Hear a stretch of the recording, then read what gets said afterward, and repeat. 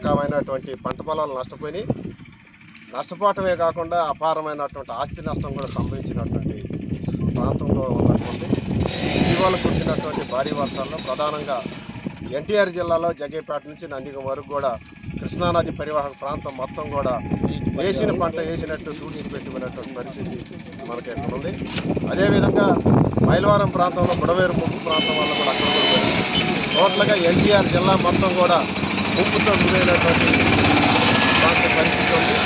ఈ నేపథ్యంలోనే ప్రభుత్వం ముందు చూపు లేకనే ఎటువంటి విపత్కరమైన పరిస్థితుల్లో కూడా ప్రభుత్వం ఆదుకోవాలి, ముందు జాగ్రత్త చర్యలు తీసుకోవాలి. గతంలో ప్రభుత్వం వారు రేడియో వార్తల ద్వారా, టీవీ వార్తల ద్వారా ముందు హెచ్చరికలు జారీ చేసి ఎన్ని టీఎంసీ నీరు వస్తుంది, రైతు సోదరులు జాగ్రత్తగా ఉండాలి, వ్యవసాయ కూలీలు జాగ్రత్తగా ఉండాలి, అప్రమత్తంగా ఉండాలని చెప్పేటువంటి సమాచార వ్యవస్థ ఉండేది.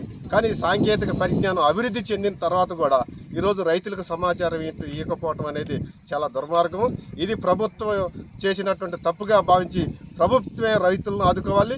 రైతులతో పాటుగా ఈరోజు వ్యవసాయ కార్మికులు అనేక మంది తీర స్థితిలో ఉన్నటువంటి ఉంది.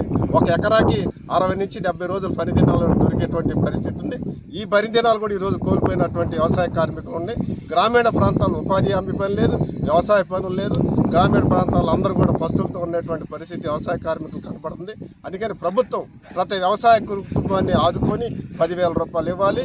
వాళ్ళ ఆర్థిక అప్పులు కూడా తీర్చాల్సినటువంటి బాధ్యత ప్రభుత్వం మీద ఉంది. రైతులను ఆదుకోవాలి, వ్యవసాయ కార్మికులను ఆదుకోవాలి, కౌలు రైతులను ఆదుకోవాలని చెప్పి ఏపీ వ్యవసాయ కార్మిక సంఘంగా మేము ప్రభుత్వాన్ని డిమాండ్ చేస్తున్నాం.